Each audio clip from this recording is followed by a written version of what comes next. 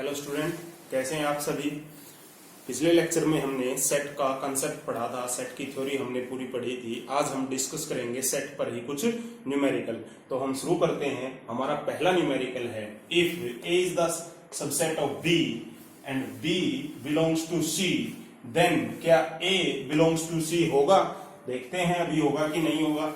मैं late consider करते हैं, लेट ए मेरा एक सेट है 1 2 का। अब उसने बोला है कि जो A है वो सबसेट है B का, तो मैं इसको कुछ ऐसा ले लेता हूं 1 2 3 4। मैंने इसको ऐसा ले लिया। अब बात करते हैं C सेट की। अब C में क्या कह रहा है, B बिलोंग्स टू है, B ये C के अंदर बिलोंग करता है। तो मतलब कि यदि यहां पर मैं कुछ लेना चाहूं, सपोज करो 6 7, उसके बाद मैंने ले दिया 1 2 3 4, ये मेरा पूरा B हो गया, B बिलोंग्स टू C 8 9। मैंने मेरा C सेट कुछ ऐसा लिया है। तो अब हम देख रहे हैं कि क्या A बिलोंग्स टू C होगा, क्या A बिलोंग्स टू C होगा, नहीं होगा। क्यों? क्योंकि भाई A जो है यहाँ पे 1 2 है, 1 2 क्या आ रहा है, इसके अंदर आ रहा है, B के अंदर। तो इसको मैं ऐसे तो नहीं लिख सकता 1 2, मेरे को कहीं नहीं दिख रहा है कि भाई C का सबसेट हो कहीं, या C के अंदर बिलोंग कर रहा हो 1 2, ना सबसेट दिख रहा है ना बिलोंग कर रहा है। लेकिन B मेरा पूरे का पूरा बिलोंग कर रहा है C से, और A जो है वो सबसेट भी है B का। तो इसलिए हम इसे बोलेंगे कि भाई A not belongs to C। Answer होगा ये कि भी A बिलोंग नहीं करेगा C से। ठीक है, तो ये हमारी जो स्टेटमेंट थी ये फॉल्स होगी, ये ट्रू स्टेटमेंट नहीं होगी। नोट करना है, नोट कर सकते हो वीडियो पॉज करके। अगला न्यूमेरिकल हम करते हैं इसी पे बेस्ड, कुछ ऐसा ही न्यूमेरिकल सिमिलर है। चलो दूसरा न्यूमेरिकल देखते हैं। दूसरा न्यूमेरिकल हमारा क्या है, if x belongs to a and a belongs to b, then क्या x बिलोंग्स टू b होगा। हमें चेक करना है कि भाई क्या x b से बिलोंग करेगा कि नहीं करेगा। चलो मान लेते हैं मैं, उसने बोला है कि x बिलोंग्स टू a है। ठीक है, कोई नहीं, मैं एक ही सिंगलटन सेट ले लेता हूं ए को, जिसमें x लाई करता है, बहुत सिंपल रहेगा। उसके बाद वो बोल रहा है कि B एक ऐसा सेट है जिसमें A लाई करता है, यानी कि B एक ऐसा सेट है जिसमें A सेट लाई करता है। तो मैं इसको फर्दर लिखना चाहूं तो ये सेट कैसे लिखा जाएगा, ऐसे curly bracket x belongs to B। तो यहां से मेरे को दिख रहा है भाई curly bracket of x belongs to B है, ना कि x belongs to B। x B से बिलोंग नहीं करेगा। ये हमारी स्टेटमेंट गलत हो जाएगी। तो ये स्टेटमेंट भी हमारी क्या हुई, फॉल्स स्टेटमेंट हुई। तीसरा न्यूमेरिकल करते हैं, अगला न्यूमेरिकल देखते हैं। वीडियो को पॉज करके नोट कर सकते हो बेटा, किसी को नोट करना है तो। बेसिक न्यूमेरिकल है ये, कोई टफ न्यूमेरिकल नहीं था। अगला क्वेश्चन है मेरे पास कि if A is the subset of B and B is the subset of C, then क्या A भी सबसेट होगा C का। हमें ये बताना है। यदि A सबसेट है B का, B सबसेट है C का, तो क्या A भी सबसेट होगा C का। देख लेते हैं एग्जांपल लेके एक। वैसे डायरेक्ट मैं बता दूं हाँ ये सबसेट होगा, लेकिन एक एग्जांपल लेके आपको समझा देता हूं कैसे। यदि सपोज करो मैंने A सेट ले लिया 1 2, B सेट मेरा हो गया। अब देखो A जो है सबसेट है B का, प्रॉपर सबसेट का साइन है। तो मैं इसको ऐसा लूंगा कि भाई A जो है उसके अंदर पूरा लाई करे, आ गया B is the subset of, A is the subset of B। अब अगली स्टेटमेंट वो बोल रहा है कि B is the subset of C। ठीक है, मैं ले लेता हूं कुछ ऐसा ही 1 2 3 4 5। यहां से मेरे को क्लियर दिख रहा है कि भाई B जो है वो सबसेट है C का, क्योंकि 0 1 2 3 बिलोंग करते हैं C से। यदि मैं इनका एक सेट बनाऊं तो वो C का सबसेट होगा, प्रॉपर सबसेट होगा। और मैं देखूंगी 1 और 2, यदि 1 2 एक सबसेट उठाता हूं मैं C का, तो वो A सेट बन रहा है हमारा। यदि C का मैं 1 2 का एक सबसेट उठाता हूं तो वो मेरा A जो है वो एक सेट बन रहा है। तो इसलिए A is the subset of C, A भी C का सबसेट होगा। तो वीडियो पॉज करके आप नोट कर सकते हैं, किसी को नोट करना है तो। अगला न्यूमेरिकल हम करते हैं, उसमें क्या दिया है कि एक यूनिवर्सल सेट है हमारे पास। क्वेश्चन है, एक यूनिवर्सल सेट है 1 2 3 4 5 6 7 8 9। उसके बाद उसने एक सेट ए दिया है। ए सेट क्या दिया है? 1 से 4, 1 2 3 4। बी सेट उसने दिया है, बी सेट क्या दिया है? 2 4 6 8, 2 4 6 8। सी सेट दिया है उसने, सी सेट दिया है 3 4 5 6, 3 4 5 6। अब पूछा क्या है न्यूमेरिकल में कि फाइंड, बताना है हमने, फाइंड करना है हमने ए यूनियन बी का कॉम्प्लीमेंट, ए यूनियन बी का कॉम्प्लीमेंट, ए यूनियन सी का कॉम्प्लीमेंट, ए यूनियन सी का complement and B minus C, B minus C का कॉम्प्लीमेंट। अब तीनों चीजें हमने लिख ली, हमने जो जो बतानी है। अब हम देखते हैं 1 बाय 1। यदि मैं ए यूनियन बी लिखता हूं, ए यूनियन बी, तो ये मेरा क्या होगा? देखो 1 2 3 4। अब 1 आएगा, 2 दोनों में है, 3 आएगा, 4 दोनों में है, 6 और 8।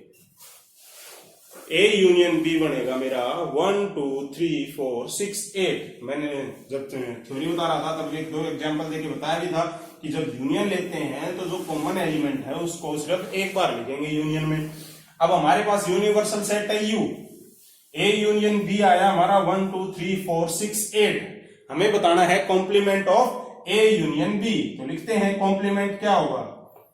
डायरेक्ट वैसे बताना चाहूं तो मैं, तुम इसको ऐसे लिख सकते हो u minus A union B.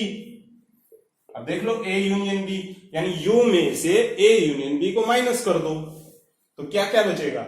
A cancel, 1 cancel, 2 cancel, 3 cancel, 4 5 आएगा। पहला एलिमेंट जो आएगा वो 5 आएगा, 6 कैंसिल 7 आएगा और 9 आएगा। ये हमारा ए यूनियन बी का कॉम्प्लीमेंट हो गया।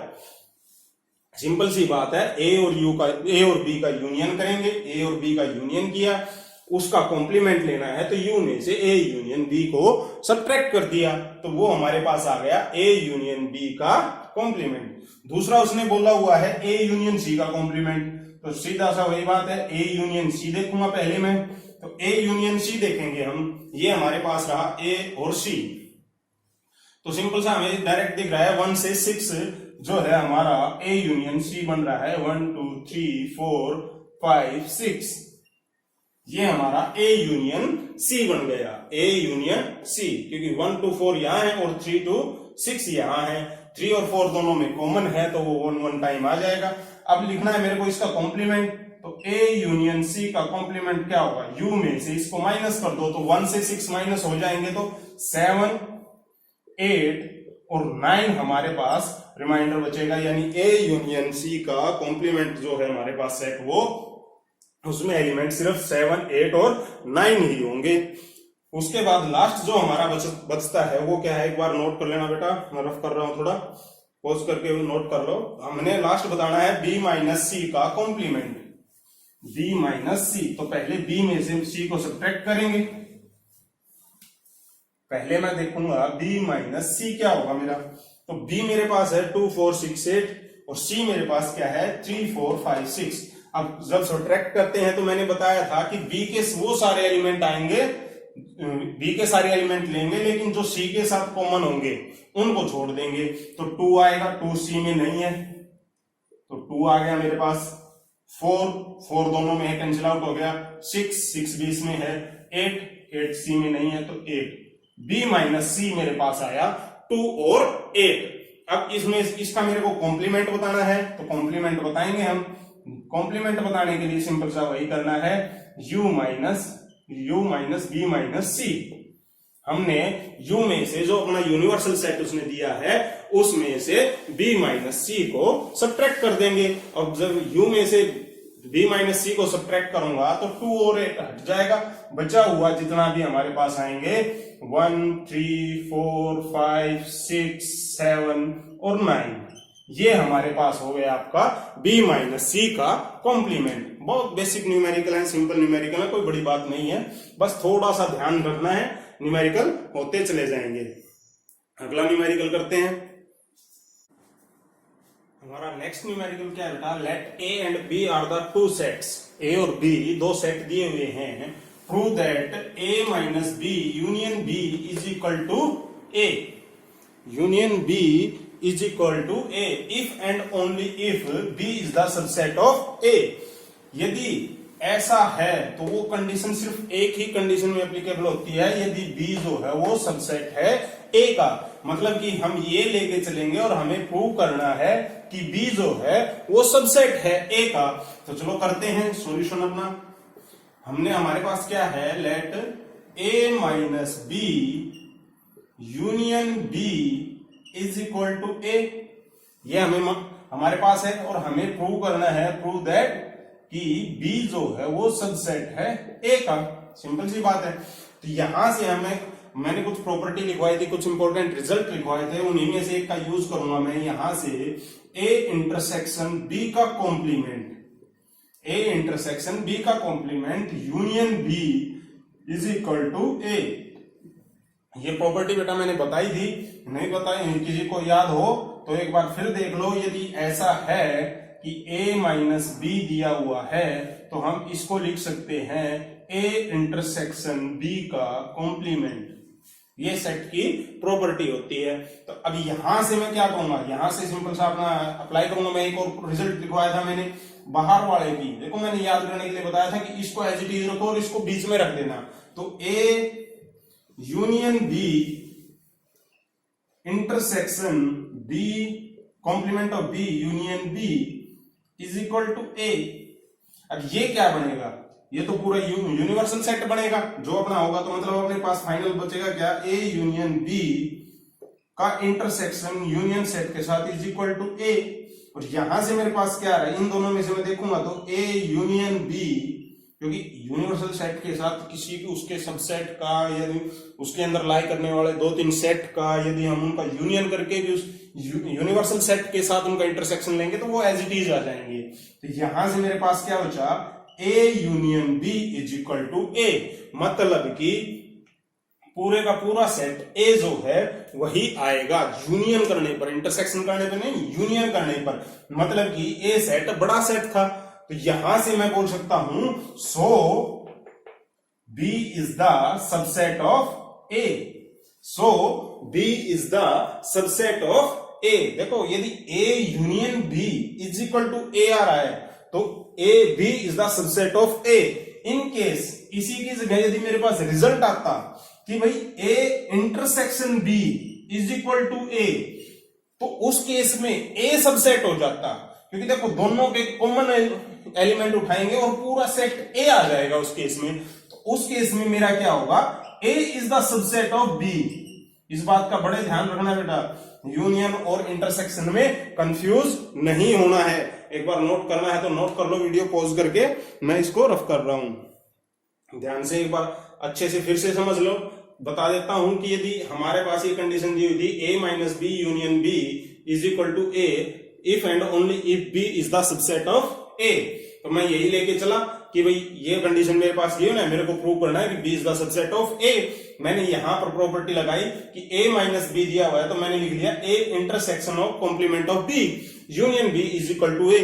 यहां पर एक और प्रॉपर्टी लगी, ये डी मॉर्गन लॉ की प्रॉपर्टी है, याद हो तो यहां से मैंने जब ये अप्लाई की तो मेरे पास क्या आ रहा है, ए यूनियन बी, यानी इसकी इसके साथ इसकी इसके साथ और ये बीच वाला साइन बीच में एज इट इज। तो यहां से मेरे पास क्या बना कि complement of B union B, complement of B union B, ये क्या होता है, ये हमारा यूनिवर्सल सेट होता है कि नहीं भी दो सेट, कोई भी एक सेट है उसका यूनियन लेते हैं हम उसके कॉम्प्लीमेंट के साथ तो वो कंप्लीट यूनिवर्सल सेट बनाता है।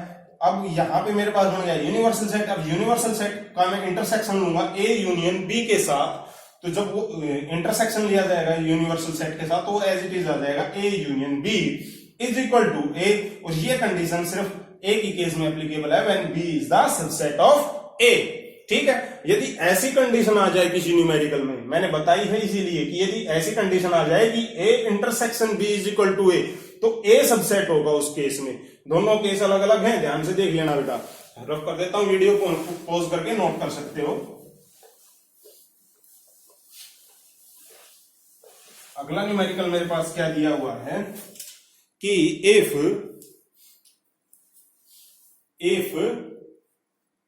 A intersection B is equal to A intersection C, need not implies B is equal to C। ध्यान से देखो बेटा, न्यूमेरिकल कुछ टफ नहीं है। यदि A intersection B is equal to A intersection C, दोनों का इंटरसेक्शन तो इक्वल दिया हुआ है, लेकिन बोल रहा है कि ये कंडीशन जरूरी नहीं है कि ये हो, तो हम इसको करते हैं प्रूव। मैं एग्जांपल के थ्रू प्रूव करूंगा। मैंने मान लिया लेट मेरे पास सेट ए जो है वो है मेरा 0 1 2, बी सेट मैंने ले लिया 0 3 4 और सी सेट मैंने ले लिया 0 5 6। अब ध्यान से देखो, यदि मैं ए इंटरसेक्शन बी लेता हूं तो मेरे पास एक ही एलिमेंट कॉमन है 0। ए इंटरसेक्शन सी लेता हूं तो क्या आ रहा है, वो भी 0 आ रहा है। मतलब A intersection B is equal to A intersection C. ये दोनों तो इक्वल आ रहे हैं, ये उसने बोला हुआ है कि हाँ ये दोनों इक्वल होने चाहिए। इफ वो दोनोों तो मेरे पास इक्वल मिल गए, तो क्या यहां से मैं देख रहा हूं कि B इज इक्वल टू सी आ रहा है मेरा रिजल्ट। देखते हैं दोनों सेट में इक्विवेलेंट तो है, 3 एलिमेंट हैं, वो भी हम मान के चले, जरूरी नहीं है। ये तो हमने ले लिया। यदि मैं यहीं पर एक एलिमेंट और बढ़ा दूं तो अभी इक्विवेलेंट भी नहीं रहे। तो देखो ना, B और C इक्वल नहीं हुए, so B is not equal to C। B is not equal to C। ध्यान से देख लो बेटा, नोट करना है नोट कर लो, कोई ज्यादा मुश्किल नहीं है, बहुत ईजी है, बस हल्का सा दिमाग लगाना है, कोई बड़ी बात नहीं है। रफ कर रहा हूं मैं।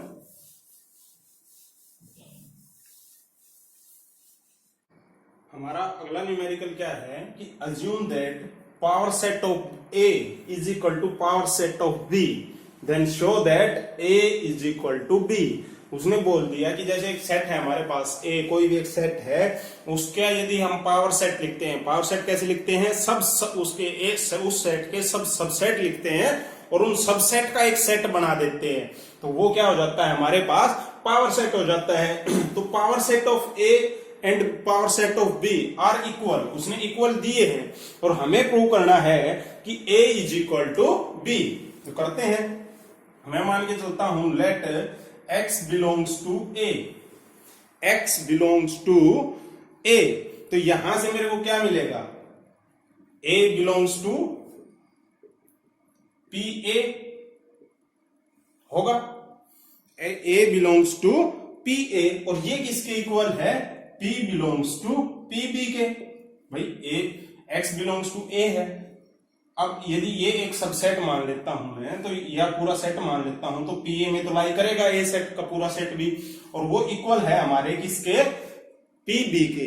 इसी तरह मैं इसी को मान लेता हूं कि भाई एक्स जो है वो सी से भी बिलोंग करता है। अब इसका कोई एक और सबसेट हो सकता है, इसका कोई एक और सबसेट हो सकता है, या वो बी का हो सकता है। मैं मान लेता हूं क्योंकि देखो ये इसमें लाई कर रहा है, ये इक्वल है इसके भी, तो मैं ये सी को मान लेता हूं कि सी लाई बिलोंग्स फ्रॉम पीबी, पीबी से सी बिलोंग करता है।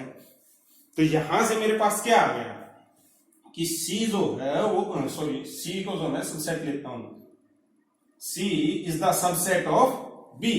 सी जो है वो सबसेट हो गया इसका बी का, सी जो है वो सबसेट हो गया बी का, और x a से भी लाई करता है, x c से भी लाई करता है, तो यहां से क्या हो गया, और यदि ये इसका सबसेट है तो x लाई करेगा b से भी, x लाई करेगा b से भी। अब ध्यान से देखो, यहां से समझने वाली चीज क्या है, x लाई करता है a से और a लाइज करेगा p a से, जो कि इक्वल है p b के भी। a लाई करेगा p a से, जो कि इक्वल है p b के भी। ठीक इसी तरह मैंने ले लिया x, क्योंकि आप देखो ये इसमें से लाई करता है और ये इक्वल है pb के, तो x लाई करता है c से, कोई एक और सेट मान लिया हमने, कोई एक सेट और अज्यूम कर दिया जो कि पी बी से बिलोंग करता है और उसके अंदर एक्स लाई कर रहा है, उसके अंदर भी एक्स लाई कर रहा है, क्योंकि उस सबसेट तो काफी बनेंगे ना, एक ही एलिमेंट काफी बार रिपीट होता है। फॉर एग्जाम्पल यदि मैं एक सिंपल सा सेट लेता हूं डी 1 और 2, अब देखो 1 कितनी बार, एक सबसेट ये हो गया, एक सबसेट ये हो गया। अब यहां पर 2 बार 1 आया, यहां पर 2 बार 1 आया, तो x इसी तरह अलग अलग सबसेट्स में भी जाएगा, वो पी ए के सबसेट्स में भी जाएगा, पी बी के भी सबसेट में जाएगा। तो इसलिए हमने उसको कंसीडर किया कि x belongs to A, x belongs to C, और यहां से c belongs to P B लिया हमने। तो यहां से क्या हुआ कि c subset of b, so x belongs to b। अब x जो है हमने मान के चले थे कि वो a से बिलोंग करता है, और हमने देखा कि x जो है वो b से भी बिलोंग करता है। तो यहां से मेरे पास क्या बना, सो a is the subset of b। x a से भी लाई करता है, x b से भी लाई करता है, और x c से भी लाई कर रहा है। ये हम स्टेप टू स्टेप हमने किया है। तो यहां से मेरे पास आया कि भाई a is the subset of b। Similarly इसका अपोजिट करूंगा मैं, सिमिलरली इसका अपोजिट करूंगा तो मेरे पास क्या मिलेगा, b is the subset of a, मतलब कि मैं यहां पर b से बिलोंग करता हूं, मिलेगा x belongs to b, b belongs to p a p b, और वो इक्वल है p a के। तो x बिलोंग्स टू हम c लेंगे, यहां पर कंडीशन ले लेंगे कि c belongs to p a, यहां पे आ जाएगा c is the subset of b। अब यहां पे मिलेगा हमें x बिलोंग्स टू b, और यहां पर मिलेगा x बिलोंग्स टू a। इसका अपोजिट हो गया, उल्टा। सिमिलरली इसलिए मैंने बोला b is the subset of a। तो अब इस रिजल्ट को और इस रिजल्ट को देखता हूं मैं कि a is the subset of b and b is the subset of a, मतलब कि इसका हर एक एलिमेंट इसमें है और इसका हर एक एलिमेंट इसमें है। तो यहां से क्या कंडीशन निकल के आ रही है कि भाई दोनों इक्वल हैं, so a is equal to b। ये कंडीशन होगी तभी ये दोनों कंडीशन सेटिस्फाई होंगी। ये हमें प्रूव करना था। एक बार अच्छे से देख लो, नोट करना है नोट कर लो, मैं रफ कर देता हूं, वीडियो पॉज करके आप नोट कर सकते हैं। अगला न्यूमेरिकल देखते हैं। अगला न्यूमेरिकल क्या है हमारे पास,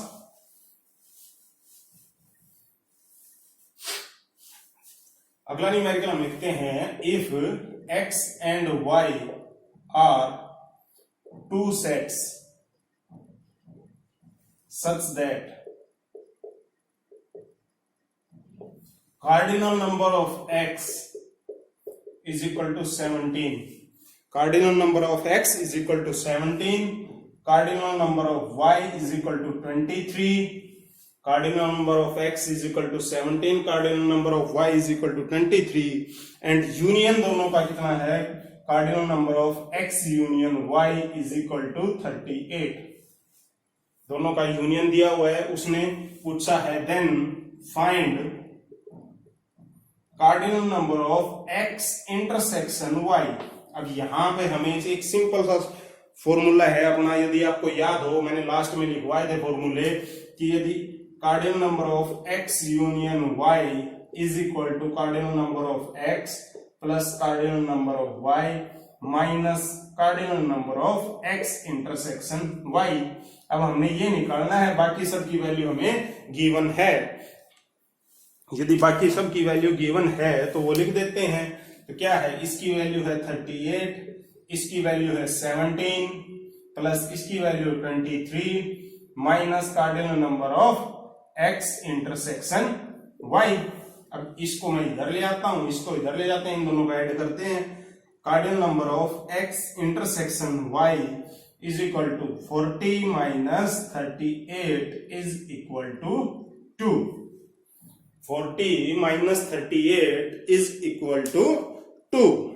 ठीक है, इसी तरह का एक न्यूमेरिकल और करते हैं। ये इस तरह के फॉर्मूले मैंने लिखवाए थे, वीडियो पॉज करके न्यूमेरिकल नोट करना चाहो कर लो, सॉल्यूशन नोट करना चाहो कर सकते हो, वीडियो पॉज करके यहां से इसका सॉल्यूशन है। ठीक है, कोई मुश्किल न्यूमेरिकल नहीं था, ये बहुत इजी था। एक ऐसा ही न्यूमेरिकल, एक बेसिक सा न्यूमेरिकल और करते हैं।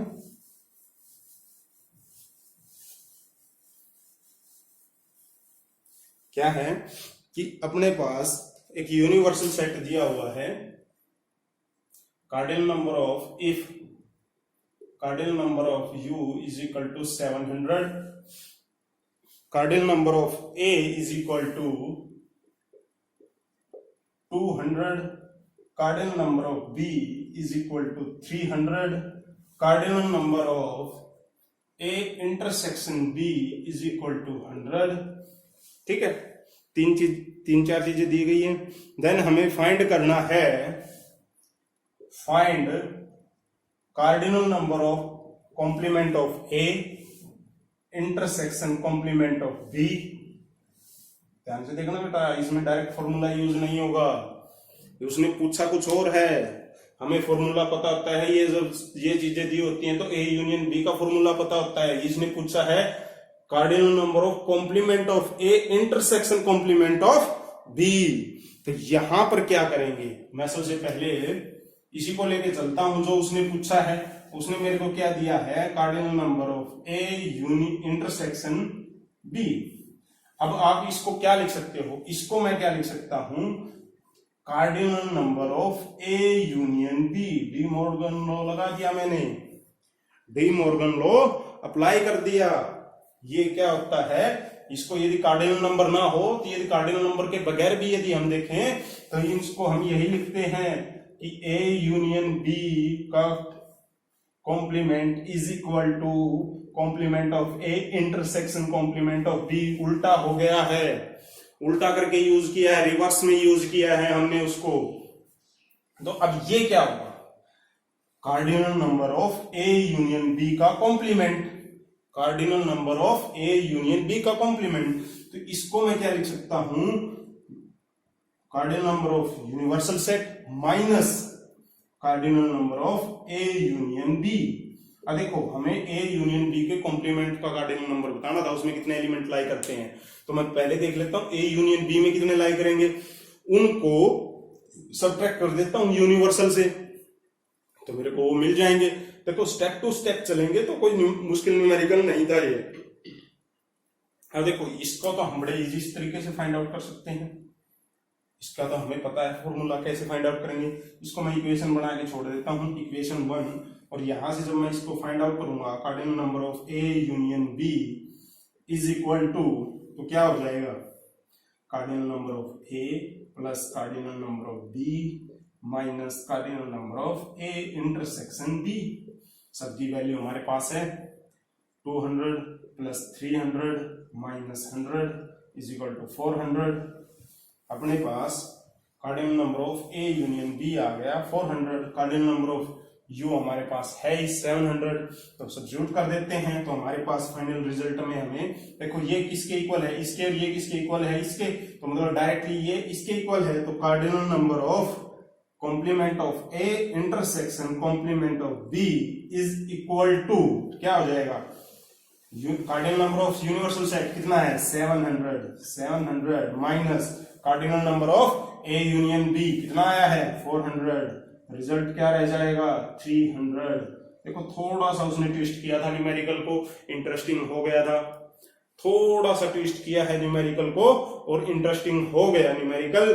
तो देखो कुछ ज्यादा मुश्किल था नहीं, बस थोड़ा सा रिजल्ट याद रखने हैं। मैंने वीडियो के एंड में लास्ट लेक्चर में बताया भी था कि बेटा ये रिजल्ट अवश्य जरूर याद कर लीजिएगा, इन रिजल्ट्स के बगैर कुछ नहीं है, बहुत हेल्प करेंगे ये न्यूमेरिकल सोल्व करने में। अब देखो यहाँ पर यूज हुआ, इससे पिछले वाले एक दो न्यूमेरिकल में भी काफी यूज हुए हैं, दो रिजल्ट यूज हो रहे थे एक साथ, जो कि न्यूमेरिकल को हमारे को आसान कर देते हैं। इसलिए सबसे पहले जितने भी वो रिजल्ट लिखवाए गए हैं आपको उनको अच्छे से याद करो, उसके बाद न्यूमेरिकल सोल्व करने बैठो। यदि एक साथ याद नहीं हो रहे हैं तो कोई दिक्कत नहीं है, जब भी आप न्यूमेरिकल प्रॉब्लम सोल्व करने बैठते हो तो एक पेज पर सभी फॉर्मूला, सभी इंपॉर्टेंट रिजल्ट नोट कर लो और फिर प्रैक्टिस करो। प्रैक्टिस करने से ही न्यूमेरिकल फॉर्मूलाज और रिजल्ट जल्दी याद होते हैं।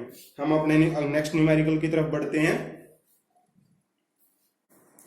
हमारा अगला न्यूमेरिकल है, इन ए ग्रुप ऑफ 65 पीपल, 65 लोगों का 65 पीपल का एक ग्रुप है जिसमें से 40 क्रिकेट लाइक करते हैं, क्रिकेट को पसंद करते हैं।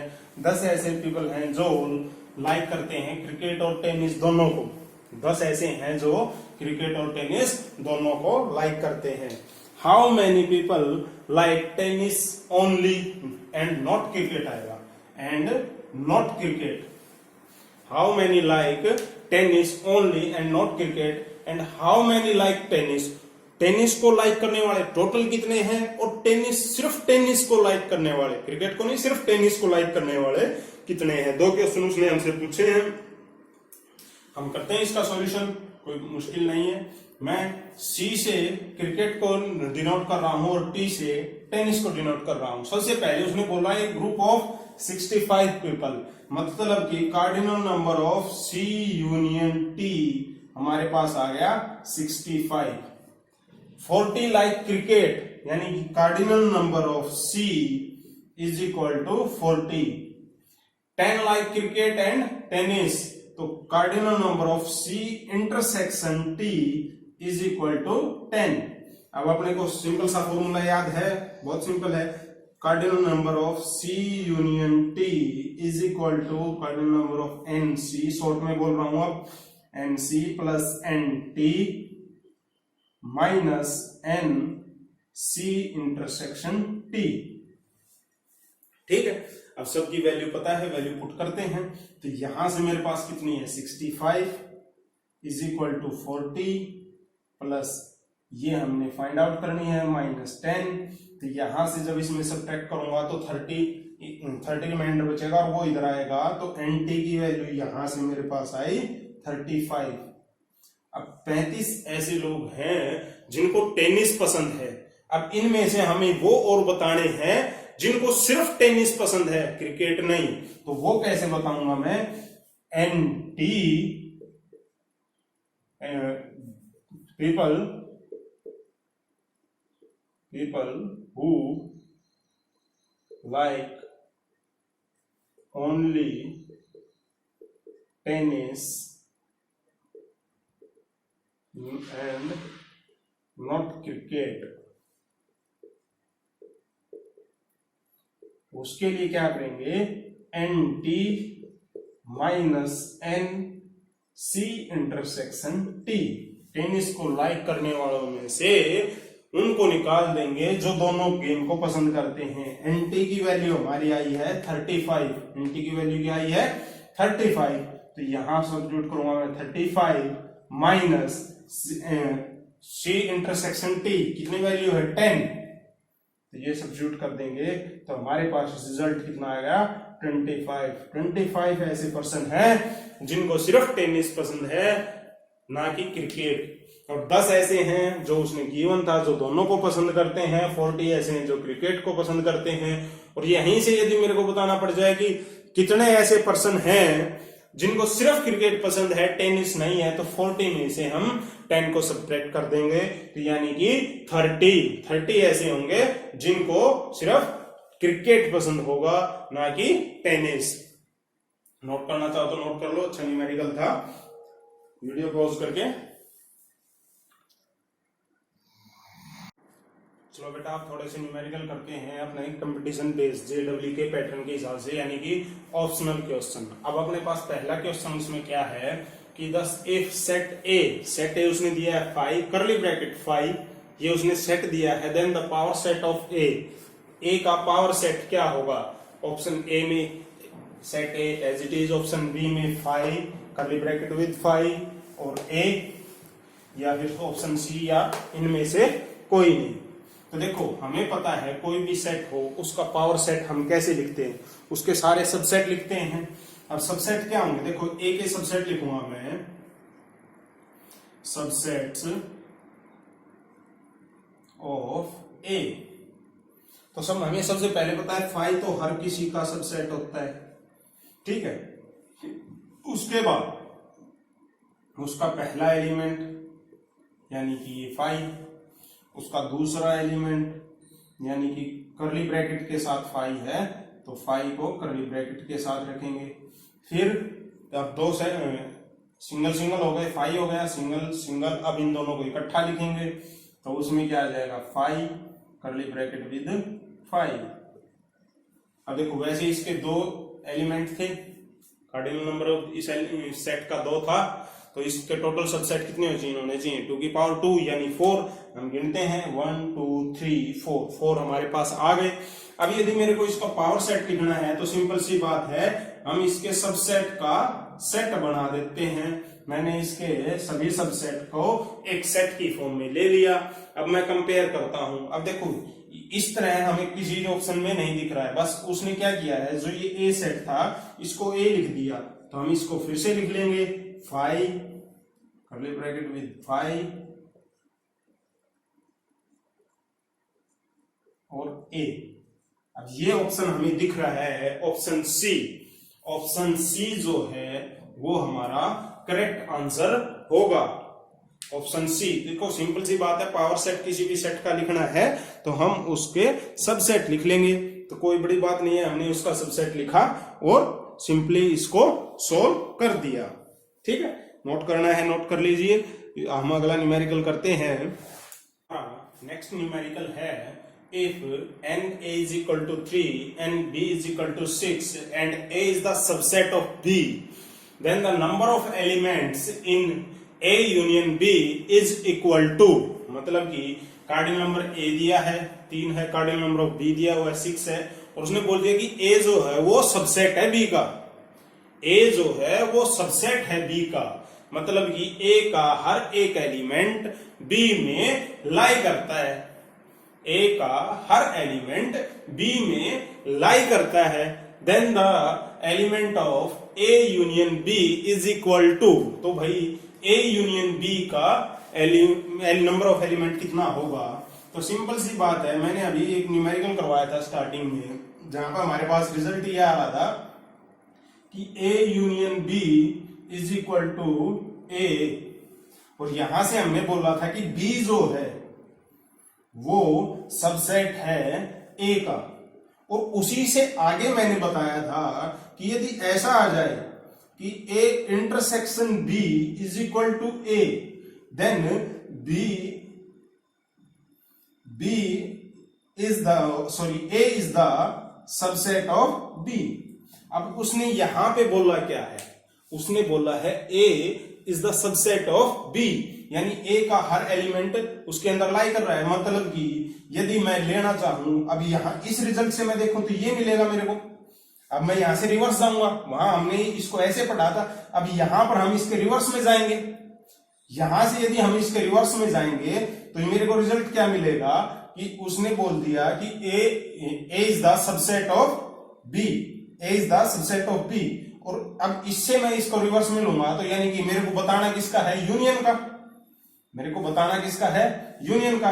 यहां से देखेंगे फिर उसको हम, यहां पे बी बोला हुआ है लेकिन उसने बोल दिया कि A is the subset of B, ये हमें उसने बोला हुआ है।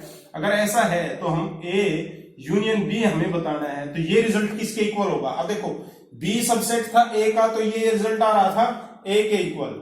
यहां पर ए सबसेट है बी का, तो ये रिजल्ट किसके इक्वल आएगा, बी के। तो number of element in A union B कितने होंगे, जितने बी में होंगे, जितने भी एलिमेंट बी में होंगे, यानी कि बी का कार्डिनल नंबर कितना है 6, यानी कि ऑप्शन सी। तो हम बोल देंगे cardinal number of A union B is equal to 6। ये हमारा राइट आंसर होगा। चलो अगला न्यूमेरिकल करते हैं, वीडियो पॉज करके नोट कर सकते हो इसको। बाय द वे आप दूसरे किसी एक सिंपल एग्जांपल से भी सोल्व कर सकते हो, वो और बता देता हूं।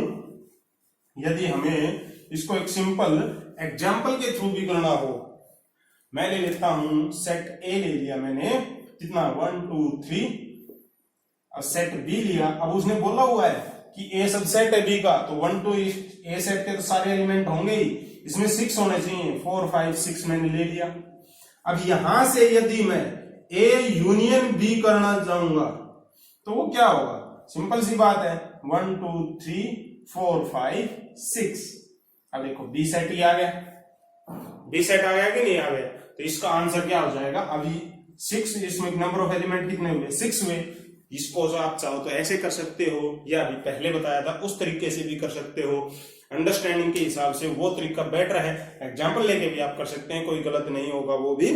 लेकिन काफी न्यूमेरिकल्स में हम बड़े न्यूमेरिकल होंगे उनमें शॉर्टकट चलेंगे तो हमें अच्छे वाले तरीके याद रहने चाहिए। चलो अगला न्यूमेरिकल करते हैं हम। हमारा अगला न्यूमेरिकल है if A and B are two set, A और बी उसने दो सेट दिए हैं, then A minus B union B minus A union A intersection B, ये किसके इक्वल होगा, हमें इनको बताना है। देखो इसको हम सिंपल, जो इसका सिंपलेस्ट तरीका है ना, वेन डायग्राम से करते हैं। मैं क्या करता हूं, मैंने एक सेट ए बनाया, ये मेरा सेट ए है, एक सेट मैंने बी बनाया, ये सेट मेरा बी है। अब उसने पहली चीज क्या बोली है, अब देखो जो जो उसने बोला है ना वो करते चलते हैं हम। ए माइनस बी यानी ए माइनस बी, यानी जो बी के साथ एक कॉमन है वो हटा देंगे, मतलब ये इधर वाला, सिर्फ ये वाला एरिया, ये वाला रीजन हमारा बच गया इस केस में, सिर्फ ये रीजन। उसके बाद b माइनस ए, b माइनस ए यानी b का, सिर्फ b के वो एलिमेंट जो a के साथ कॉमन नहीं है, यानी ये वाला रीजन जो इनका इंटरसेक्शन था वो फिर से रह गया। इन दोनों का यूनियन करना है पहले,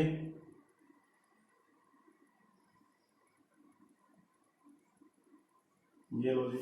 और तीसरी चीज क्या बोल रहा है, यूनियन करना है किसका, a intersection b, a intersection b यानी ये बीच वाला जो एरिया रह गया इसका हमने इनके साथ, यानी जो जो हमने एरिया लाइन किया है, रीजन शो किया है लाइनिंग से, उन सब का यूनियन करना है। तो वो किसके इक्वल दिख रहा है, देखो यहां से फिगर बनाते ही हमें क्लियर आइडिया आ गया कि ये तो सिंपल सी बात है कि ए यूनियन बी किया हुआ है, जो कि हमारा ऑप्शन ए है।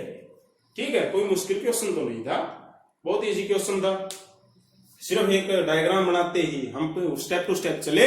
हमने पहले ए माइनस बी का एरिया रीजन डिनोट किया, शो किया, उसके बाद बी माइनस ए का किया, बी माइनस ए ये वाला हो गया, दोनों का यूनियन। फिर तीसरा किसके साथ यूनियन बोला हुआ है, ए इंटरसेक्शन बी, जो दोनों का कॉमन एरिया है उसका। तो देखा कि हमारा जितना भी ए और बी का पूरा सेट जो था वो पूरा लाइंड हो गया, इसलिए ये किसके इक्वल हुआ, ए यूनियन बी के।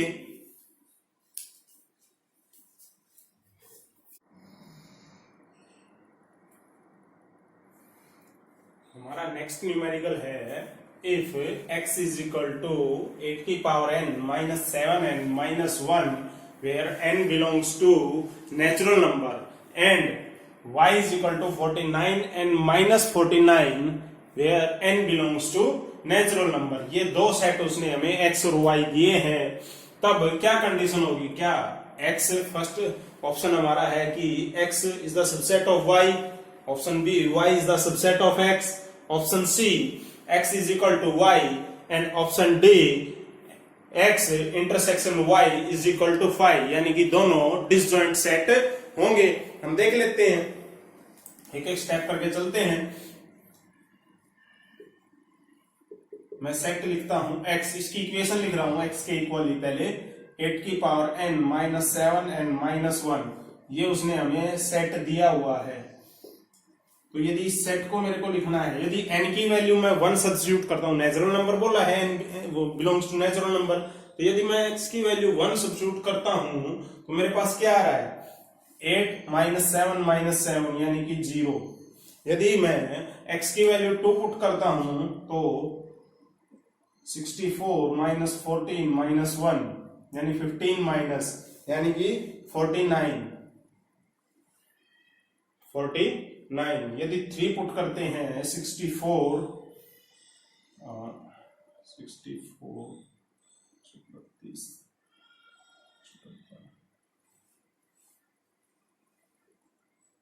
152 माइनस 21 माइनस 1, यानी कि 22 इसमें से सब्ट्रैक्ट कर देंगे हम, 0 7 4 470 एंड सो ऑन। हमारा x जो है वो कुछ ऐसा आ जाएगा, यानी कि ये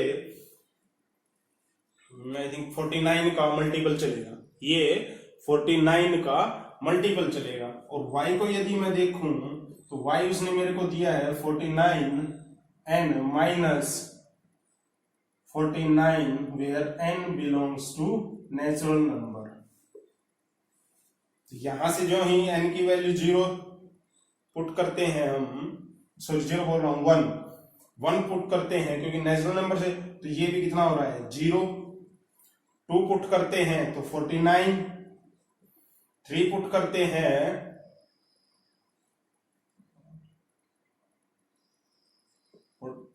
98, 3 पुट करते हैं 0 1 2 सॉरी 1 2 3, 4 पुट करते हैं तो 4 पुट करते हैं तो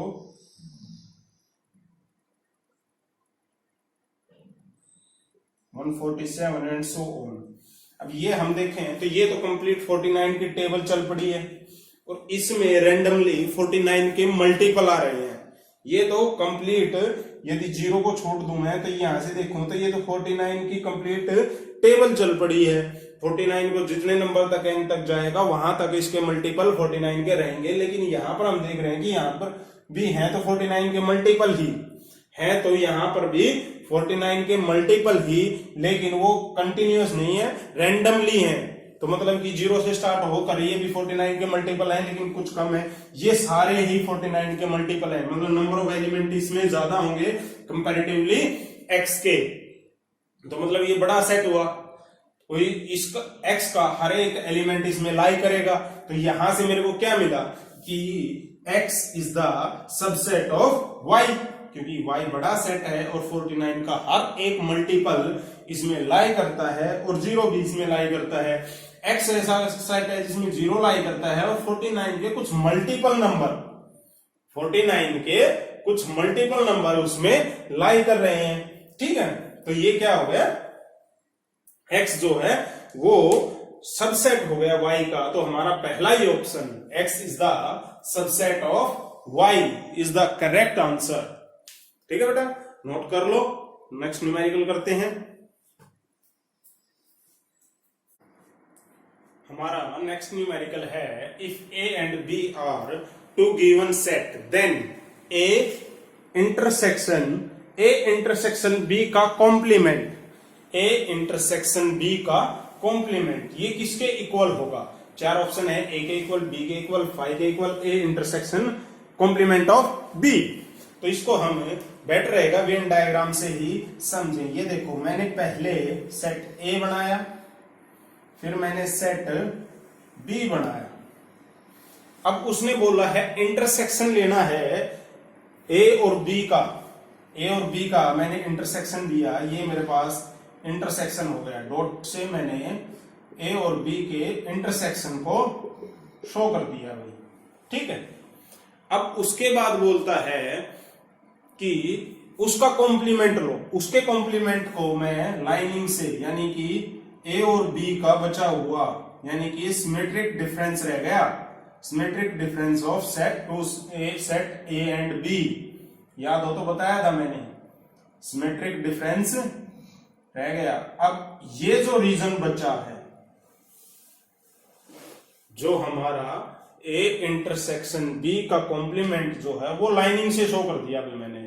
ठीक है, A इंटरसेक्शन B का जो कॉम्प्लीमेंट है वो मैंने लाइनिंग से शो कर दिया।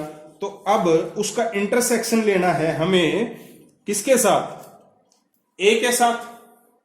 उसका इंटरसेक्शन लेना है हमें A के साथ। अब इस पूरे रीजन का A के साथ यदि मैं इंटरसेक्शन लूंगा तो क्या होगा,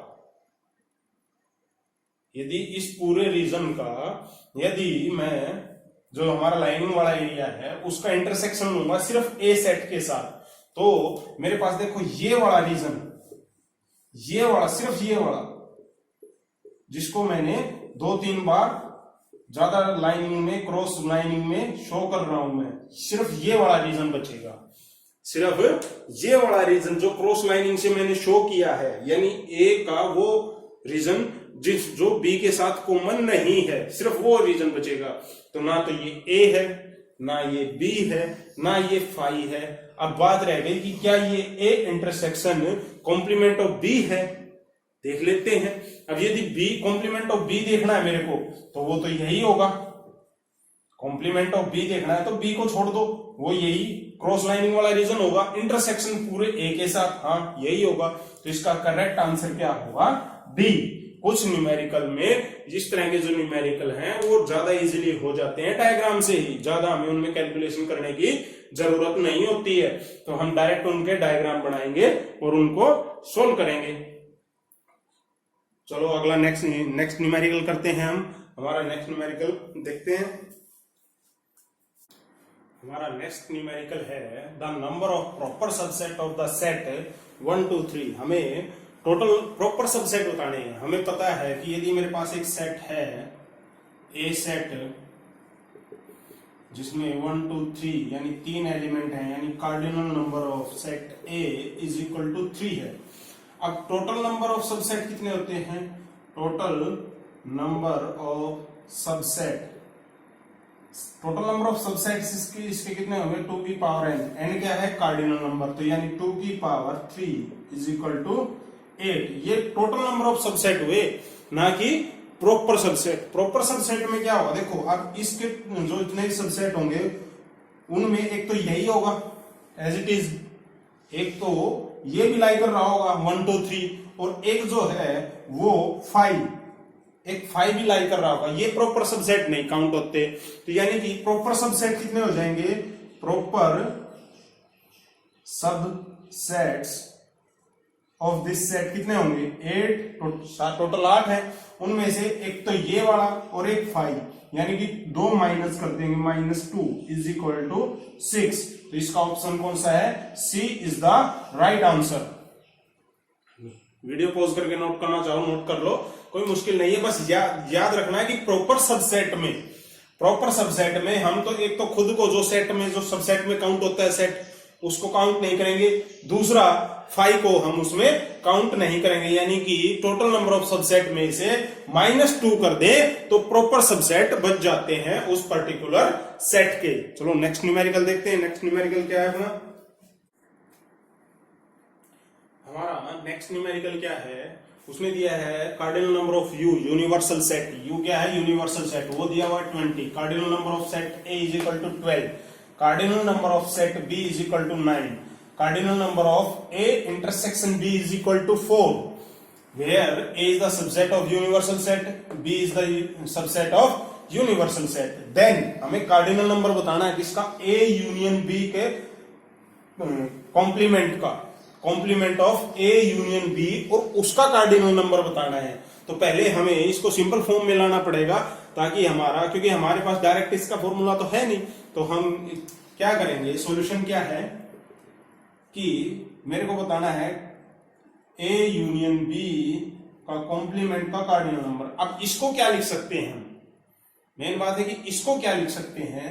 इसको हम लिख सकते हैं कि भाई टोटल नंबर ऑफ, यानी cardinal number of universal set, उसमें से यदि ए यूनियन बी के कार्डिनल नंबर को माइनस कर दे तो ये बच जाएगा, तो माइनस ए यूनियन बी। अब ये न्यूमेरिकल बहुत इजी हो गया, क्योंकि इसको तो हम फाइंड आउट कर सकते हैं, ये हमें गिवन है।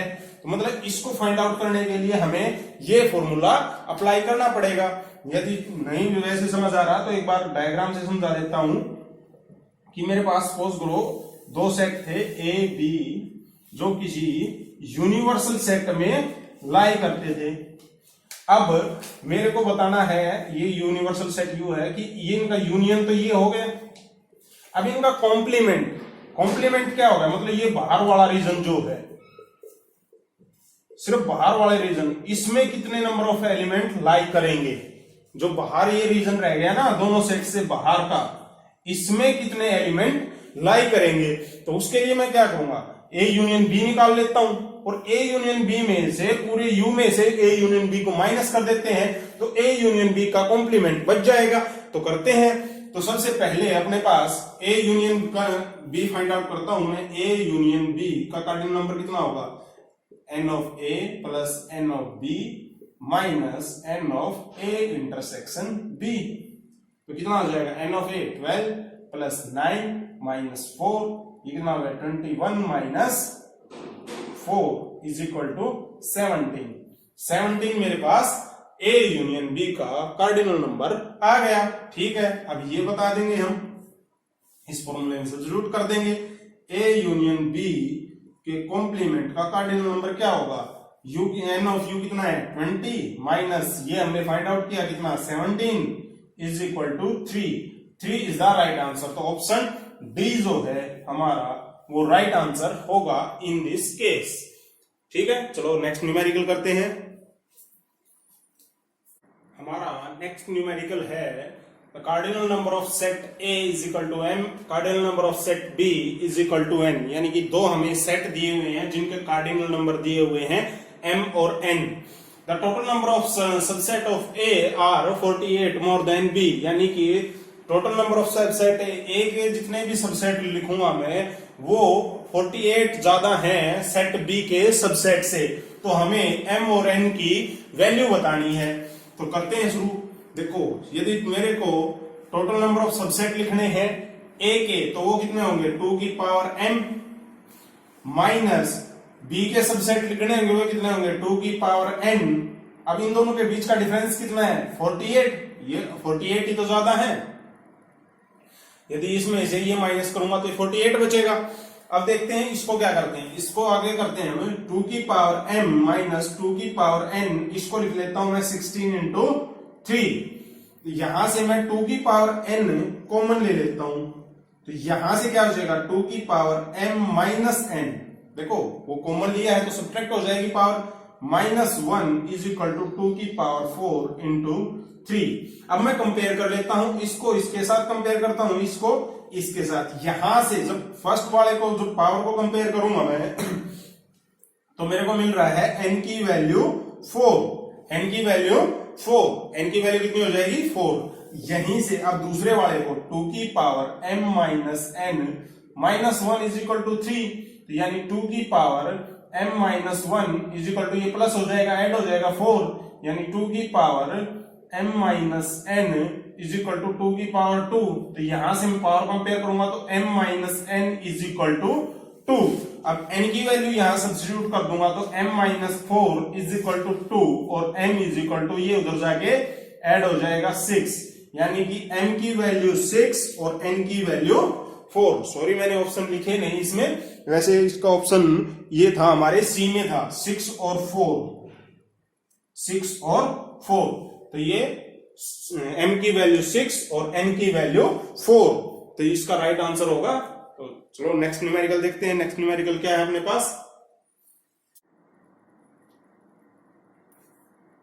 नेक्स्ट न्यूमेरिकल है हमारा कि एक क्लासरूम में टोटल नंबर ऑफ स्टूडेंट है 30, उनमें से 12 ने चूज किया नीडल वर्क, 16 ने फिजिक्स एंड 18 ने हिस्ट्री।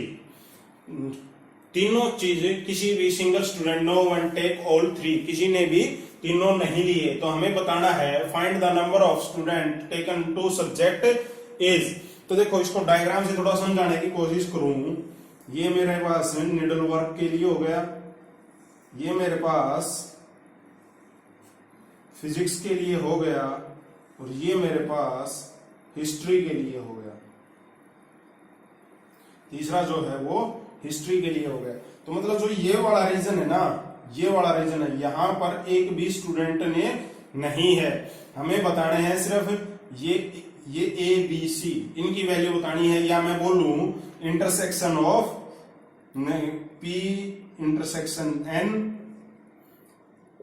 पी इंटरसेक्शन एच और cardinal number of N intersection H.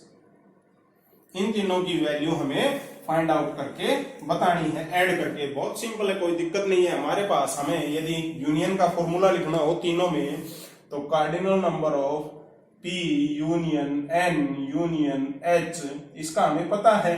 इसका फॉर्मूला क्या होगा, N of P is plus N of N, N of P plus N of N plus N of H minus intersection minus हो जाएगा P intersection N minus intersection of N intersection H minus intersection of P H plus intersection of all 3 P intersection N intersection H।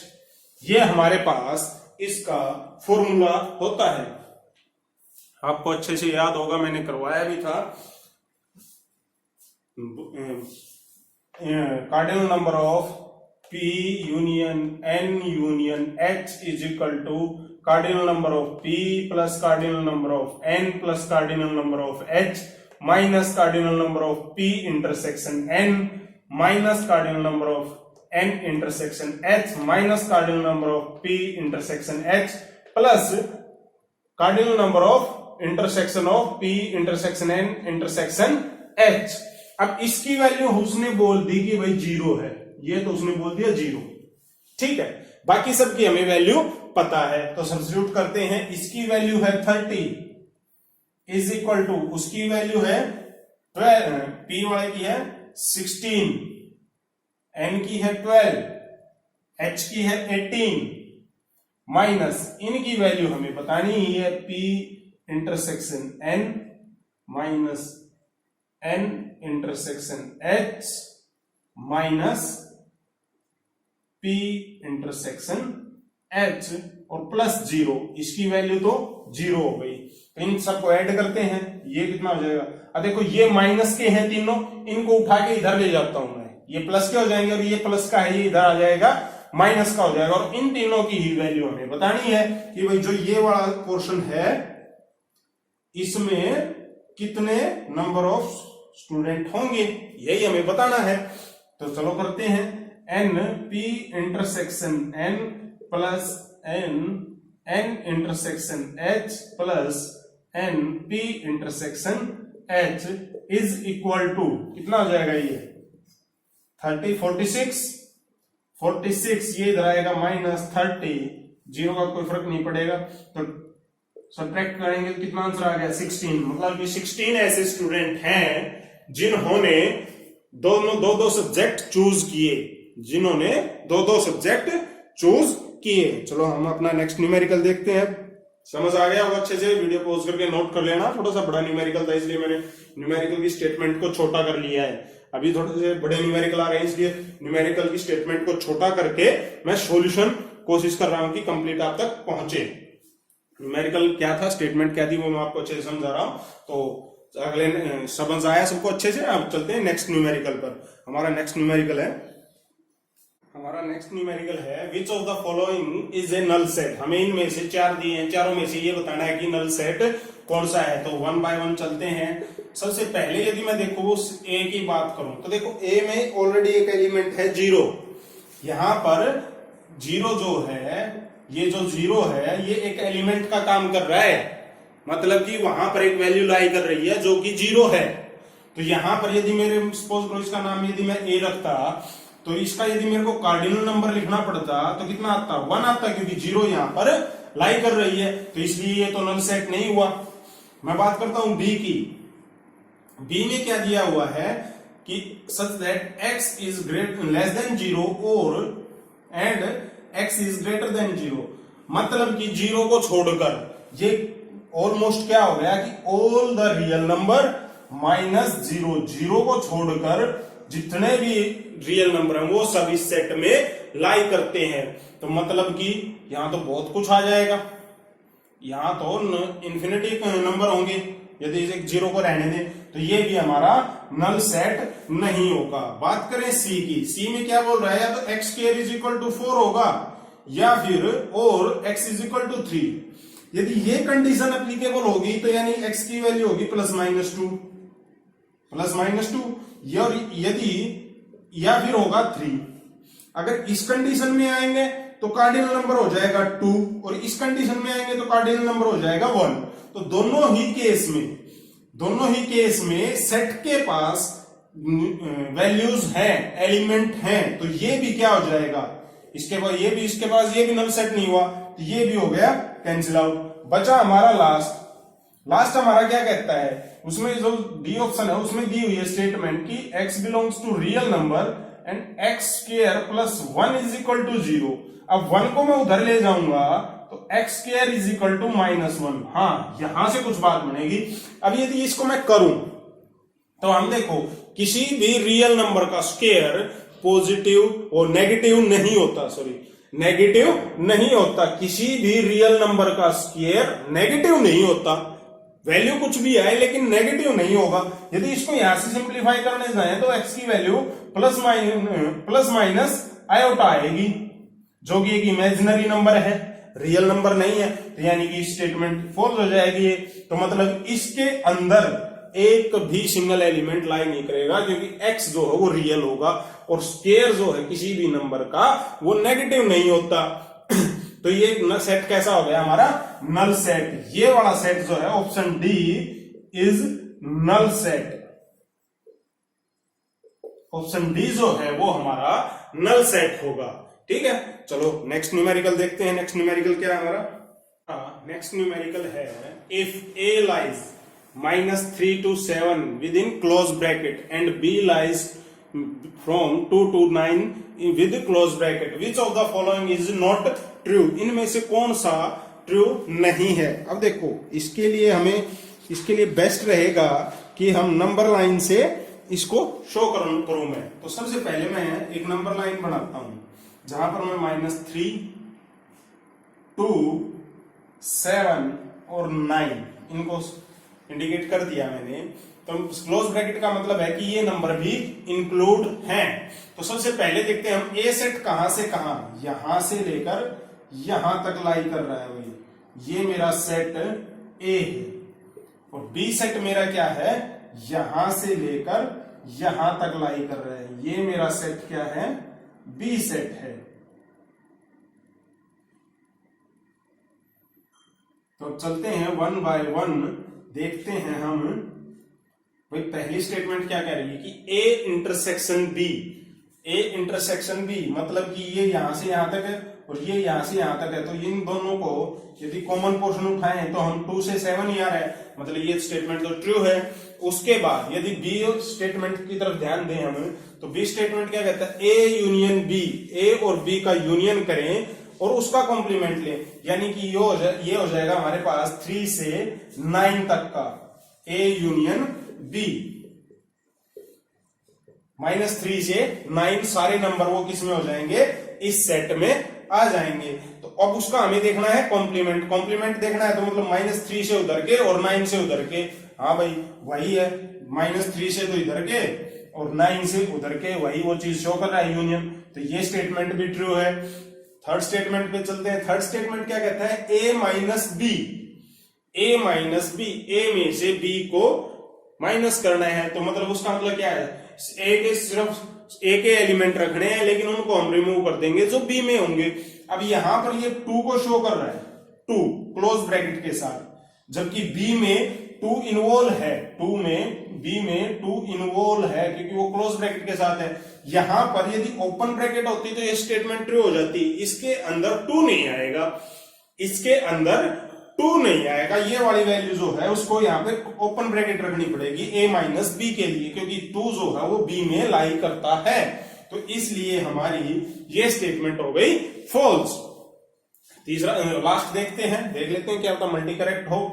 अब a minus B का complement, a minus B का complement, पहले तो b का complement देखें हमें। तो b का कॉम्प्लीमेंट मेरा क्या बनेगा?